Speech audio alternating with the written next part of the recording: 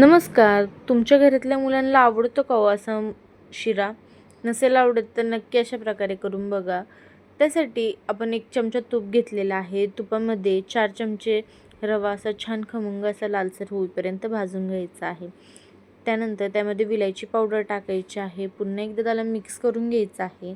1 वाटी पाणी टाकायचं आहे आणि पुन्हा त्याला छान मिक्स करून घ्यायचं आहे आणि 1 वाटी दूध टाकून घ्यायचं आहे. दूध टाकल्यानंतर पुन्हा त्याला मिक्स करून आपण त्यामध्ये केशर पाणी टाकायचं आहे. केशरच्या काही 4-5 काड्या टाकून त्याला मिक्स करून हलवून घ्यायचं आहे छान. त्यानंतर टेस्टनुसार आपल्या साखर टाकायची आहे आणि पुन्हा एकदा छान मंद आचेवर त्याला असं हलवत शिजवून घ्यायचं आहे.